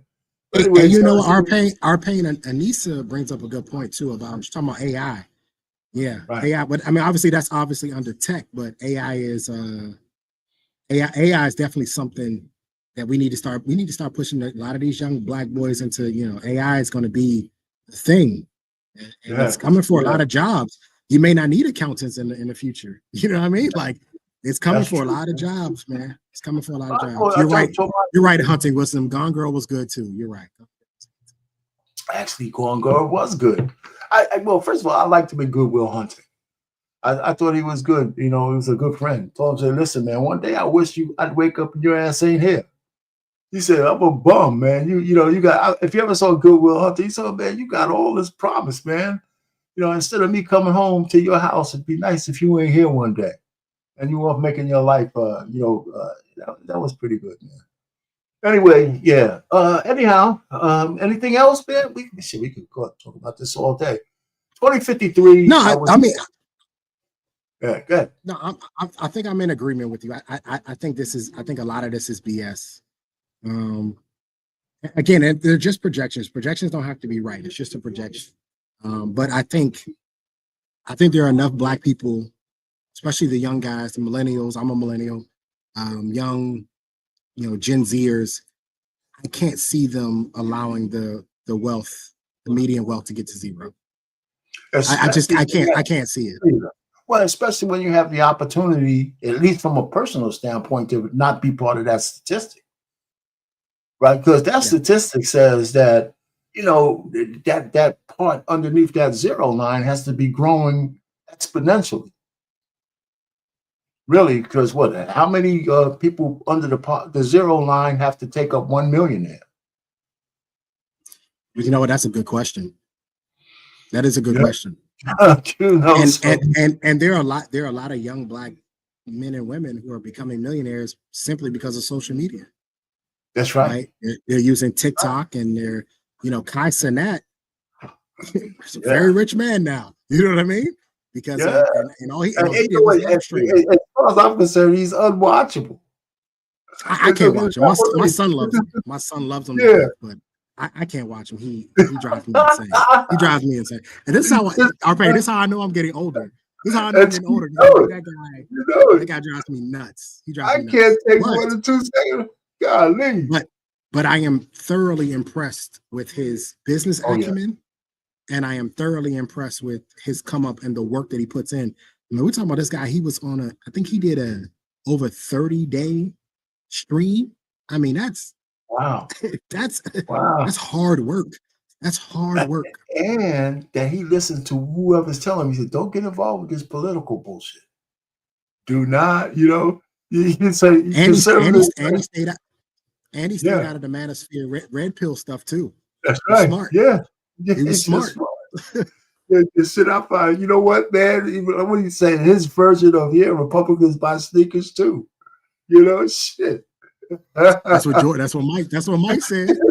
You know what? Nobody can really find that quote. By the way, nobody can really find that quote. Yeah, they say he said it, but it's like a legend. So when you add in the ability to use social media to make money, you know, I can't see it. I can't see the median wealth going to zero. Again, it is a projection, and you know, I'll be damn near 70 when it comes around. That kind of projection, right? Trying to gain steam. What's the purpose of that? Is that a warning to try to make people do better, or is it something that you put that self-fulfilling prophecy into people's head to give them an excuse on why they're not getting better? Because if you read the report, all the shit, they got a whole bunch of shit there saying this is why we got the wealth gap.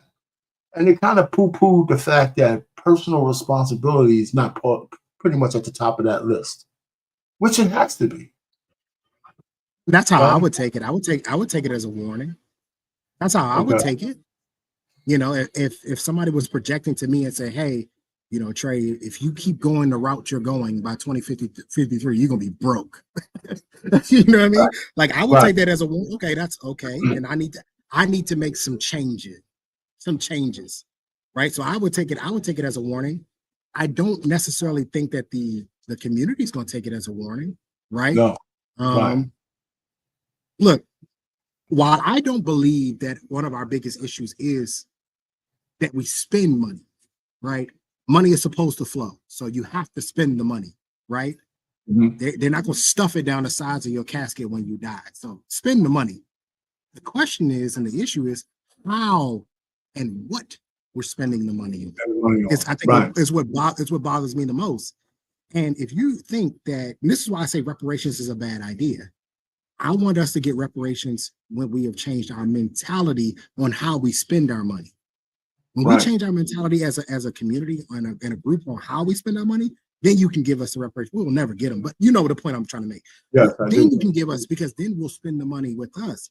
It is a damning statistic to see other communities when they talk about how long the dollar stays within that community. We can't even make it a full day. We can't even make it a full 24 hours. We're talking about somewhere between 6 to 8 hours. Our dollar has already gone into another community. We have an issue in how we spend it. Not that we spend it. I don't have a problem spending it. You need to spend it. If Lit got a business, I need to go break bread with Lit. I need to go spend money with him, because Lit is then going to take the money and go spend it with somebody else. So I don't have an issue with the spending money. I have an issue on how we spend the money. And I think that's what's hurting us. You're going to keep buying from all these white designers. You're going to keep buying from all these. Okay, then we have a problem. We have an issue. Yeah, especially when we buy from these people with no demands on the fact, and you can't really make demands, but they don't even have to be socially conscious to the fact that they have like a large portion of their businesses from Black money. like, maybe give back a little portion to say, even if you're just grifting it, right? But here's a little bit of kickback because you're such great customers. You know what I'm saying? They don't even have to do that. And the other thing is, we are the world's best entertainment. Our community is the world's best entertainment, but we don't own the entertainment. That's right. I think the NFL draft is a prime example. We don't own shit. Yeah. We don't own shit. Because the whole Shador Sanders thing just was a subtle reminder to me. We don't own nothing. Yeah. So if we are going to be the world's greatest entertainers, I see Asian kids every day. They dress like black kids. They talk like black kids. And I see it every day, right? If we are going to be the leaders in trend setting and in culture, we need to own this. I was just listening to a story about Suge Knight. I always thought Suge Knight was a bad guy. Like, oh, this dude is bad news. But I didn't know that he had called this meeting amongst all the top, rappers and the big guys, and was trying to put together basically their own distribution company that was black owned and black run. And Jay-Z sort of the one who sold them. Apparently that was the end result, is that Jay-Z sold them out. But that is the answer. We don't own our music. We don't own the movies, right? I don't like Tyler Perry, but I can respect the fact that he's trying to do his own thing. I can respect it. I just watched Duplicity, and I was like, Jesus Christ, this movie. Golly. You know what I mean? This is typical Tyler Perry stuff. Yeah, typical, man. I can't watch that shit. But I can respect him having his own and wanting to do his own. I can respect that. We don't have our own. I say this all the time. I've said this on other streams. What do you have to come to the black community to come get? If you needed something, what do you have to go through the black community to go get? If I wanted to go get a loan tomorrow, we know what community we know the whoish community I gotta go through to go get that loan, right? Absolutely. What do you have to go through? And it should be entertainment. If you want the best entertainers, you want the best rappers, the best singers, the best actors, the best athletes, you want the best streamers, you got to come through us, and it's going to cost you. It's going to cost you a lot of money, and we don't have that because we don't own anything. So I'm all for any brother or sister. I'm all for any brother or sister that wants to go own their own. I'm all for it. And this is what they killed Prince about. This is what they killed Michael Jackson about. Because them guys wanted to own their own stuff. And they're like, no, we can't be having that. We can't be having that. It's a goddamn shame, man. But hey, listen, man, but so it's funny. I came up with this thought about this when I did Hemp Show. And then I said, oh, what am I going to talk about on Monday? I said, I don't know all that much about 2053. Let me just throw some shit together, see what it's all about. And it's so funny. So much stuff on YouTube that to give you the idea where people's heads are coming at. And then when I looked at the report, I said, I don't want to be a guy. I think people should read the report so they know what people are saying. But I wanted to make sure I couched it in such a way. I'm glad you came up, where this shit doesn't have to be our future. It does not have to be. And matter of fact, I'm just saying that I think we could even stumble past where that shit doesn't come true. How are we going to go through all the shit we came through just to go to zero in 2053? That shit don't make no sense to me.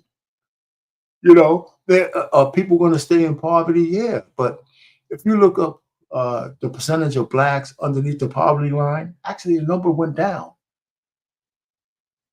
Even today, if you look up the statistical on Google, it's not that they're living well, but the number is not as. It's like we would be so much worse than the white guys. It's not. It's not true. It's not true. And you know what else this is saying, Payne? This is saying that we couldn't even make it a full 200 years. I'm doing the math correct. Yeah, we couldn't even make it a full 200 years since our people were freed. Right? Freed in 1863. We could only make it 190 years before we went back to zero. Yeah, so I refuse to believe that. I refuse to believe that that's going to happen to our. I can't see it. I just can't see it, bro. At the end of the day, we're far too talented of a people. We just are. Right. We're just far too talented. We're far too talented. Our issue is we ain't got the business aspect of this. That's right. We don't do business right. And you talk about this whole thing. We don't want to get our paperwork right. Right. Okay. And when you say We paperwork, talk about that all the time. Yeah, I mean, I'm not talking about just marriages and dating. I'm talking about in life. Wills, all the paperwork. Trust, all of that. Yeah. We don't want to get our paperwork right. We don't want to do business. You got the most talented guy in the room, but he's the worst businessman in the room. That's a bad thing. That doesn't work. Yeah. It doesn't work. Yeah. And then what he's doing is he's relying on people that are not of our community to get it right for him. Come on. Right. That's they not gonna work. Certainly don't have your best interest in mind. They want how much cut they can get. But here's the thing, though, man. That problem should not be that hard to fix. Think about that. That's just learning some shit, man. That's just learning some shit, man. Right? Hey, we got everybody got one of these freaking things and shit. There's pretty much no excuse not to know something about almost everything, or at least know where to look. Yeah, I'm getting ready to do some research on Coachella. I look at all those Black artists that are up there on Coachella, and I'm like, who's really getting paid off of this? I want to know who's getting paid off of Coachella, because I wonder if it's an actual Black person. I'm looking at it. It'd be interesting to find out what you find out, man, because I don't think it's a Black person. Matter of fact, I think Coachella even has the artists feeling appreciative that they even get stage time. They get an opportunity. Yeah, T-Payne said it took him 20 years to get there. Yeah. It took him 20 years. So so they ain't paying him anything. You should be happy we gave you stage time. My thing is, if we're going to go the entertainment route, fine. If we're going to go the athletic route, fine. But we need to get paid off of this. Yes. We need to make more money. And Shaq once said something, and this is when it first hit me. When I first got it, I was like, you know what? Shaq's right. They were giving Shaq a big hard time because he had just signed that contract in LA. It was like for $250 million or something like that. I forgot what number. It was some crazy number.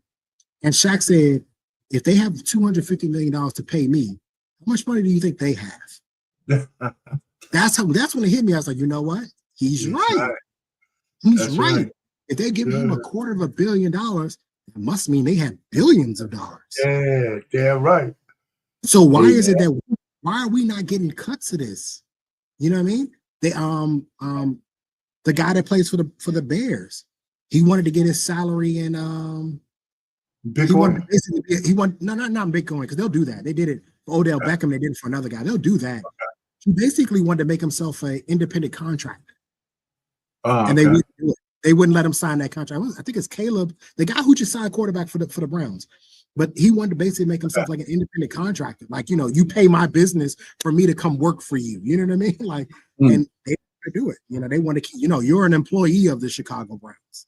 You know what I mean? It's like, it's like we and I, obviously there was a point in time where I think Diddy wanted to do his own league. And that's obviously done now. You know what I mean? I know Ice Cube has his own league. You know what I mean? The other part of this is we don't have enough sponsorships when people do things. I look at a lot of times when people try to do Black, because I play golf a lot, and people are looking for sponsors. They was looking for sponsors, and a lot of the times they're trying to find like Black sponsors, but they can't find any because nobody will invest in it. And it's like then you get mad at them because they'll bring in a bunch of white sponsors. Like, well, they tried to get Black sponsors, nobody would give them the money. So what do you want them to do? You know what I mean? Yeah, what do you want them to do? Absolutely. Yeah, you know what? 50 Cent is doing some big shit in Shreveport, man. He getting laws and shit changed down there so he could do business. You know what I'm saying? I think that he lost a couple of cases. The city council, most of them were Black. It's a whole bunch of jealousy down there, man.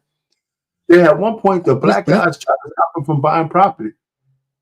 That's another issue that we face in our community, is that we got it. I'm not even jealousy. This is envy. They don't want you to have it. They don't want you to have it. That's right. That's another thing that we got to do, and we don't understand that. If our Payne is able to do this in Louisiana, I might be able to do this in Michigan. You know what I mean? Like, that's how it works.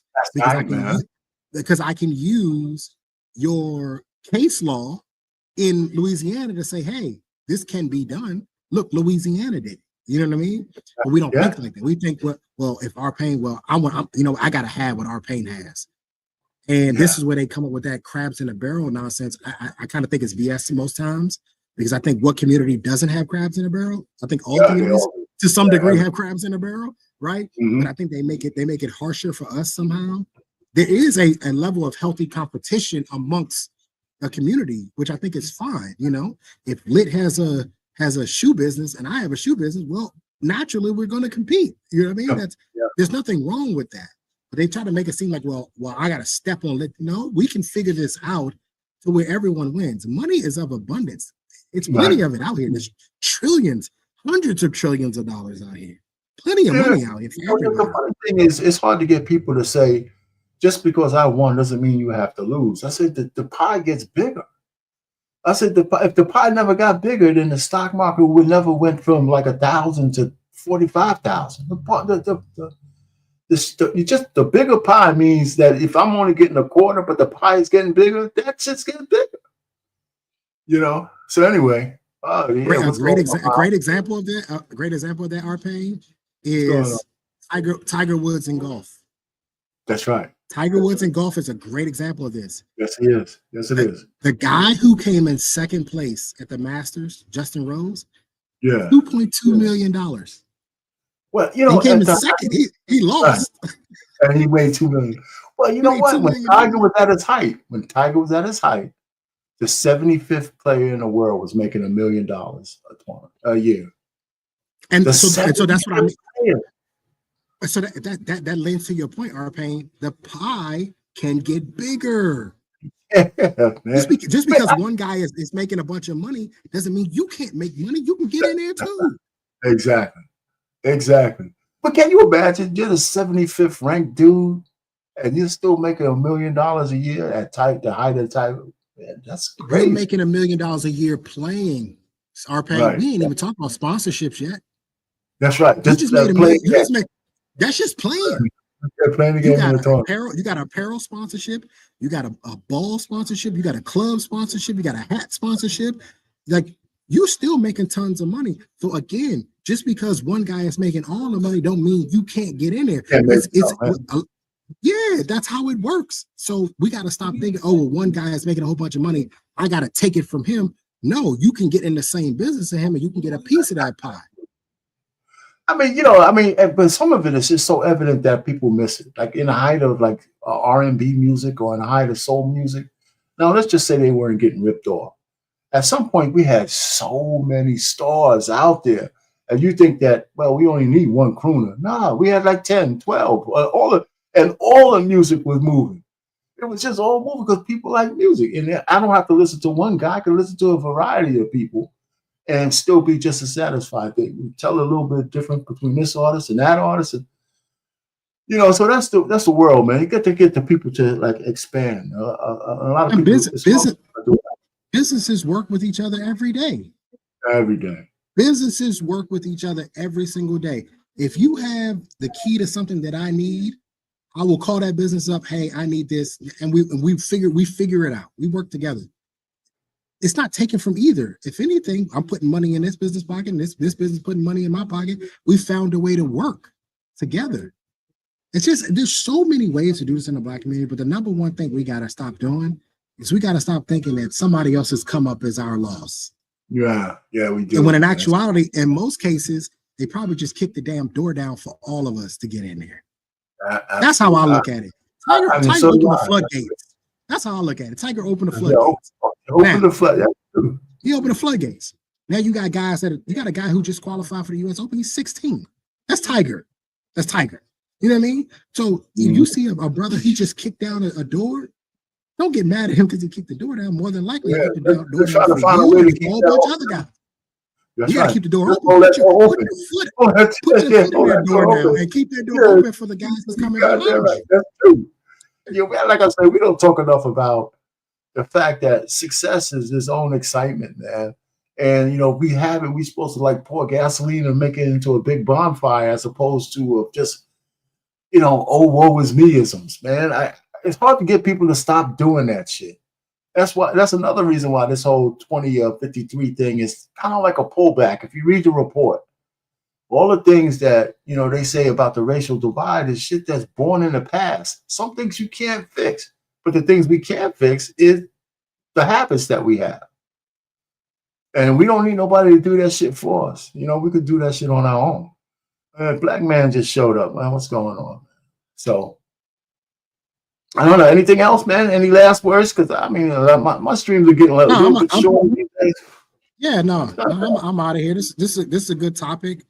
I'll email you. Maybe we can do like a little basic stock, information maybe on the first Monday of every month or so. We'll figure it out. We'll figure it out. I mean, it's me, man. I'm retired, so I whatever. You let me know what the time is. I can beat the time. My day is like 24/7. I think it would be good for some people just to get a sort of basic stock market knowledge of how it works, why it works the way it works, and how millionaires are literally created daily. So, certainly we can use this time I have on the show. So, it depends on, listen, my show starts at 7, but I certainly could move it to 8. If you want to do 9, if you had to do something and you wouldn't be free, we could keep the day. I can move the time back because there's nobody behind me. You know what I'm saying? So if you want to do that, just figure it out. Just give me I'll put it on you. Just email me. Yeah. Email you. Okay. Other than that, so hey, here's another thing. I know BMU hates this shit. That's why I keep doing it, right? I depending on the theme, I always come up with a song for the shit. You know what I'm saying? And so I got one for 2053, and I'm gonna pay it before I leave, man. So anyway, any last words? Any other than? Or are you done? No, I'm good, man. Y'all be safe out here. Yeah, man. Thanks for coming up, man. I appreciate it. All right, later. All right, folks, man. Thanks for hanging out today. I appreciate everything. I got a song that I'm just gonna stick it to BMU because every time I put one on, he don't like it. So that's good. So I gotta keep playing it. Hey, lit, man. Huh? Yeah, I'll get the outro. I got it all. I got the outro. Why the outro might not be loaded? It's usually loaded for me every time I come up. And I'll fix it if it's not. All right, brother. Thanks for coming by to the chat, everybody. CJ came up first. Anissa, thank you. Hunting Wisdom, Boss Man showed up. Man, shoot. Curtis, everybody else. Hey, listen, so like I said, I love my AI generator. And the thing is that I can help write some of the music, right? So the lyrics, not the music, but the lyrics. And so I'm going to play this. It's like 3 minutes. And then we're going to be out of here. And I'll make sure that the outro is the right outro, of course. Anyway, so here goes, everybody. Stay tuned for our Payne classic. Well, another one.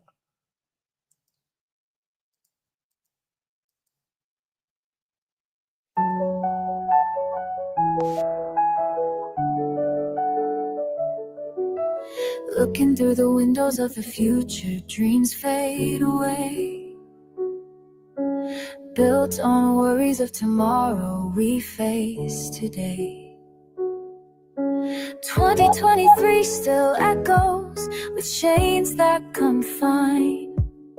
A silent cry for freedom, our spirits entwined. Time whispers secrets of pain unaddressed. A vision of hope in a world unexpressed. And 2053 will still be unseen, with hearts filled with sorrow, chasing a dream. Fight through the darkness, let hope be our call. Together we rise, or together we fall.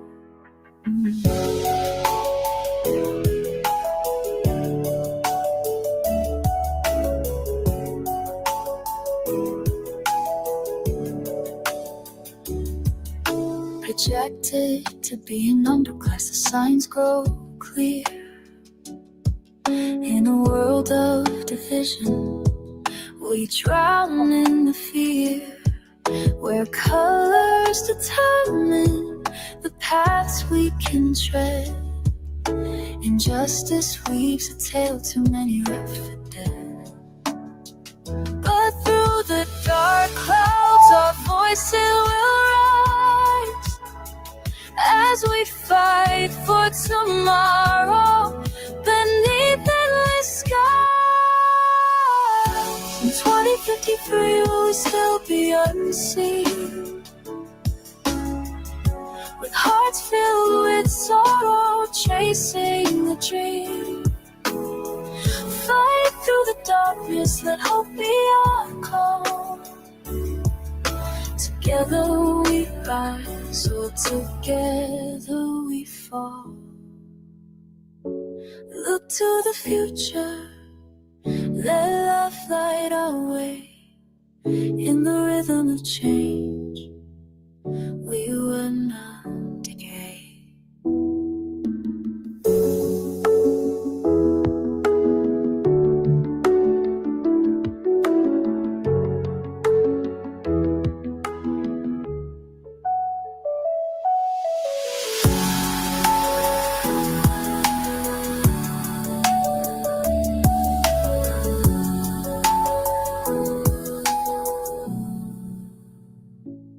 Look to the future, let love light our way. In the maker of change, we'll not decay. With that, Highway Skinny, how you doing? Hey, listen, with that, everybody, good night until next week.